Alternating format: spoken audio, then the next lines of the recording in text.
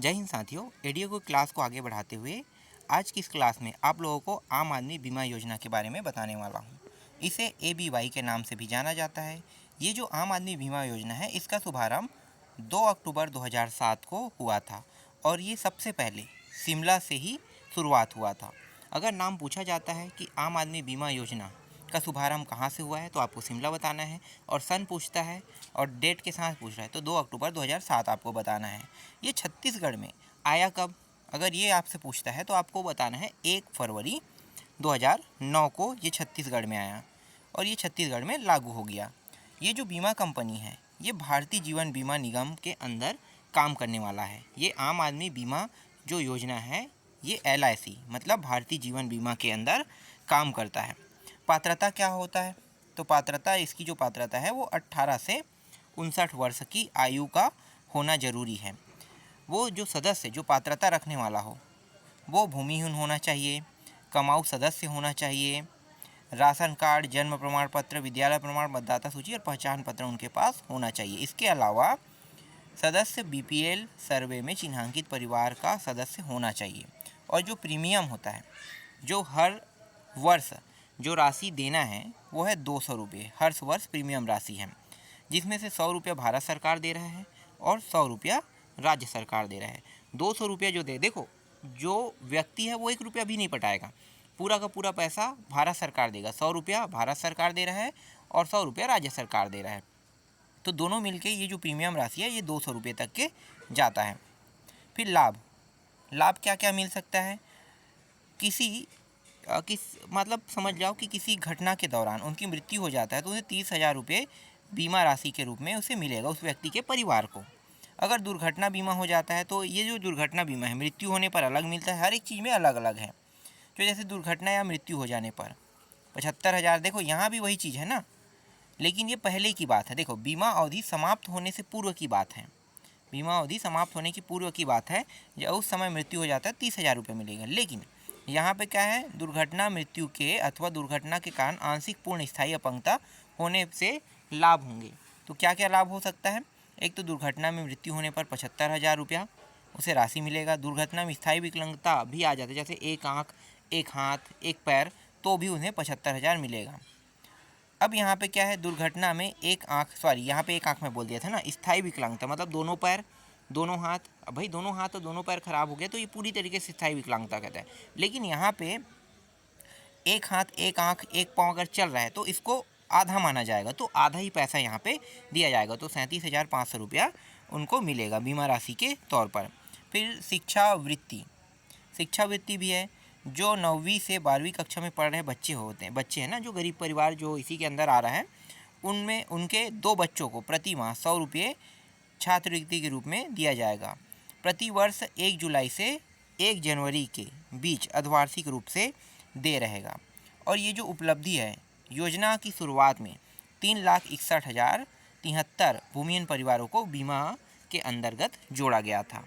अब आगे देख लेते हैं अगला बीमा। ये है अटल खेतिहर मजदूर बीमा योजना। ये क्या होता है, इसका जो आरंभ है ये हुआ था 25 दिसंबर 2013 को शुरू हुआ था। बीमा कंपनी यहाँ भी LIC ही बीमा कंपनी इसके अंदर काम कर रहा है, मतलब ये LIC के अंदर ही ये जो अटल खेतिहर मजदूर बीमा है ये LIC के अंदर ही काम कर रहा है।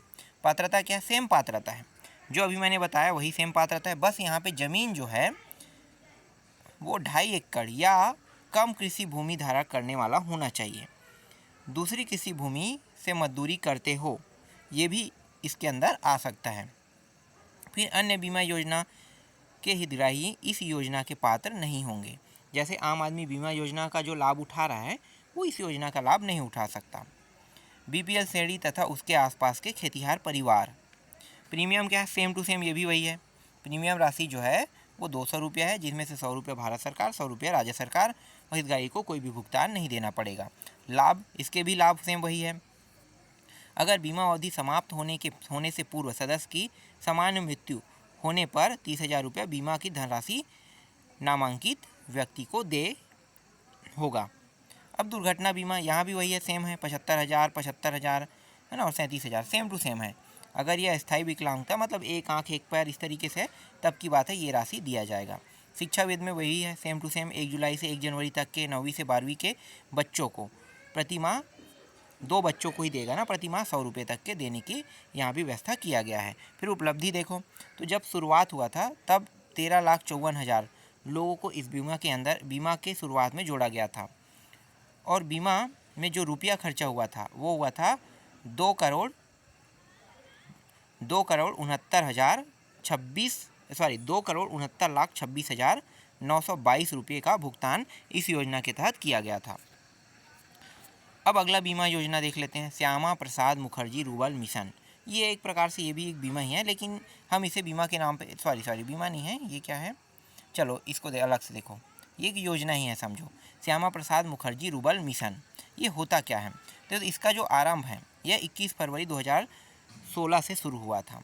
ये जो विभाग है ये ग्रामीण विकास मंत्रालय भारत सरकार के द्वारा आयोजित, ये जो विकास मंत्रालय इसके द्वारा हुआ था। इसका उद्देश्य क्या है, इसका जो उद्देश्य है वो स्थायी स्तर पर आर्थिक कार्यकलापों के अवसर उपलब्ध कराना, कौशल स्थानीय उद्यमशीलता को विकसित करके तथा भौतिक और संरचनात्मक सुविधा उपलब्ध करा के रूरल क्लस्टर का सृजन किया जाना है, जिससे क्षेत्र के समग्र विकास को बढ़ावा मिलेगा। लक्ष्य 5 वर्ष में 300 ग्रामीण विकास क्लस्टर का सृजन किया जाना प्रस्तावित है। प्रथम चरण में 100 क्लस्टर लिए जाएंगे। इसी तरीके से क्लस्टर के बारे में जान लेते हैं। 2 प्रकार के क्लस्टर होंगे, जिसको गैर जनजाति क्लस्टर कहते हैं, एक को जनजाति क्लस्टर कहेंगे। इसके घटक क्या होंगे, 14 घटकों को इसके अंदर शामिल किया गया है, जिनमें से पहला है आर्थिक कार्यकलापों में संबंध कौशल विकास प्रशिक्षण, कृषि प्रसंस्करण, कृषि सेवा भंडारण और वेयर हाउसिंग है। तीसरा है साजो सम्मान से पूरी तरह लैस मोबाइल हेल्थ यूनिट, विद्यालय उच्च स्तर शिक्षा सुविधाओं का उन्नयन। 5वां स्वच्छता पाइप के जरिए जल आपूर्ति का प्रावधान। 7वां ठोस और तरल अपशिष्ट प्रबंधन। 8वां है ग्रामीण गलियां तथा नालियां। 9वां है स्ट्रीट लाइट। 10वां गाँव के बीच सड़क संपर्क। और 11वां है सार्वजनिक परिवहन। 12वां है एपीजी गैस कनेक्शन।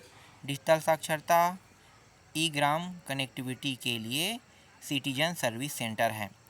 तो अभी मैं आपको जो बता रहा हूँ, इस वीडियो में मैं आपको सिर्फ 3 योजनाओं के बारे में बता रहा हूँ। ये जो 3 योजनाएं ये काफ़ी इंपॉर्टेंट योजनाएं हैं, यहाँ से भी आपको प्रश्न देखने को मिल सकता है। तो जो इम्पॉर्टेंट है, जो आपके एडीओ की एग्ज़ाम में आ सकता है, मैं उन सारे टॉपिकों को क्लियर कर रहा हूँ इस वीडियो के माध्यम से।